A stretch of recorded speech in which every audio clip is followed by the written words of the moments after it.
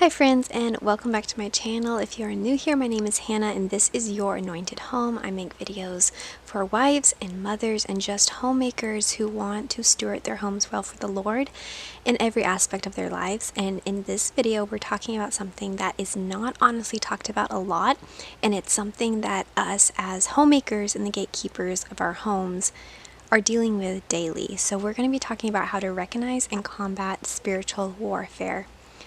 Over the past few years, I have really started to learn how to recognize spiritual warfare and find ways to combat the schemes of the enemy and what the devil throws at us each and every day. He is after families, and we see that so much in our culture and maybe even in your home right now. I feel like many of us often forget how the enemy works. We don't really realize the power he possesses and the ways he will use it against us. Yes, our God is way more powerful and he is greater than the enemy, but that doesn't mean that we are not going to be dealing with attacks from the devil daily. And I think we are often naive because we are not taught how much the spiritual aspects of life can affect our physical. Ephesians 6:12 says, "For we do not wrestle against flesh and blood, but against the rulers, against the authorities, against the cosmic powers over the present darkness, against the spiritual forces of evil in the heavenly places." Does that mean that hardships and sickness and every inconvenience and struggle we face is from spiritual warfare? I don't know. I don't think so. Personally, I don't think that when you stub your toe or get a scratch on your finger that the enemy is attacking you. But the larger illnesses or the larger struggles that we face and things that maybe just keep seeming to go wrong and the next day something else goes wrong, those things that arise like that, I think very well may be the enemy working against you. The book of Job is a great place to look when we are talking about spiritual warfare, because the enemy was attacking Job like crazy. Everything that Job went through was the enemy attacking him. He had sicknesses and family members dying, so many hardships. Go and read the book of Job and see all that he went through. But he was not driven away from the Lord. Job stayed strong. He stayed faithful. He did not turn his face from the Lord.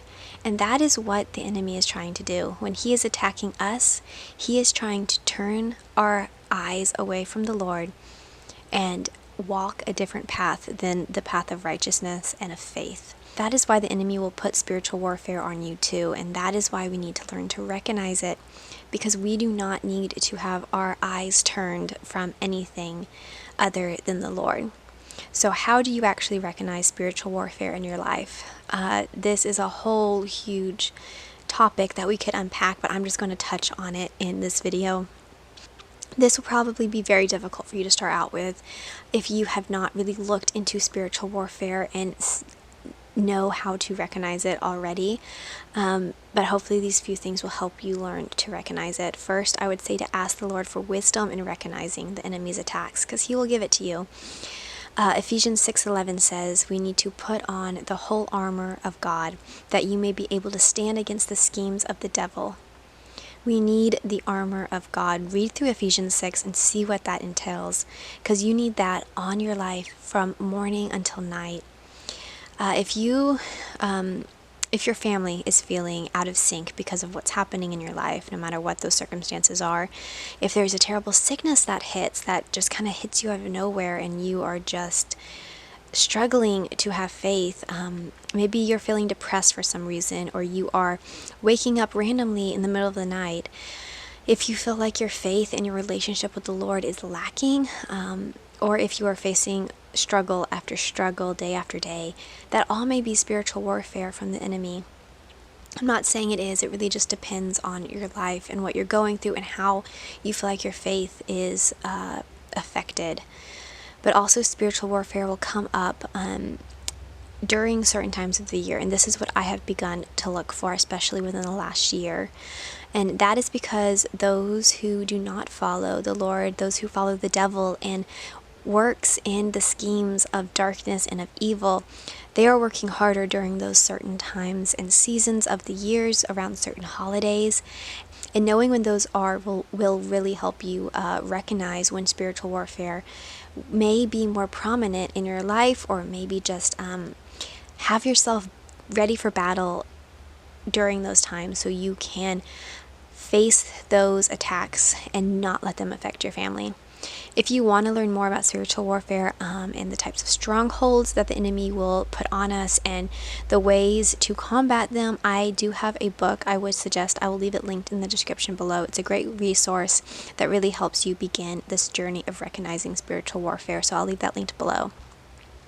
So if you start recognizing the spiritual warfare in your life, how do you then combat it? Well, 2 Corinthians 10:3-4 tells us, "For though we walk in the flesh, we are not waging war according to the flesh. For the weapons of our warfare are not of the flesh, but have divine power to destroy strongholds." Our weapons for spiritual warfare are prayer and truth. We need to put on that whole armor of God, like it tells us in Ephesians 6, and then we need to combat every attack with prayer. We need faith that the Lord will work for his good. And even if we are being attacked, even if we lose things like Job did, that does not mean that our prayers are not powerful. We have authority to combat the enemy with our prayers. But ultimately, the Lord is in control, and you have to surrender to him and give your full confidence and your full control over to him. And that is also why I'm so passionate about anointing and praying over my home. I have seen the effects that doing this act of anointing and praying, what it does to my home and my family when it comes to spiritual warfare.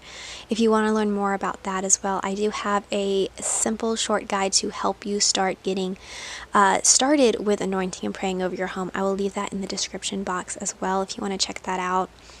But I really want to encourage you to stay watchful so you can recognize spiritual warfare and combat it with truth.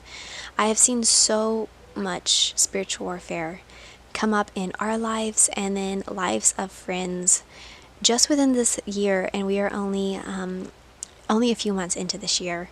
So really stay watchful and start looking for it so you will not be thrown off guard.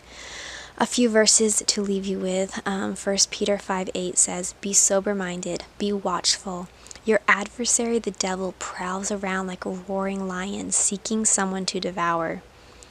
James 4:7 says, "Submit yourselves therefore to God. Resist the devil, and he will flee from you." So what you are putting into your mind and into your life and into your home is what you're going to get out of it.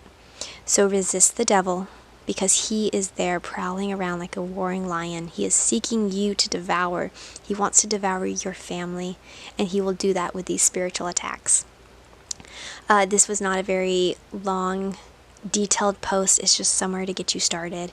There is honestly so much more to say and things to dive into on the topic of spiritual warfare, but I really pray that this got you started, maybe got you thinking.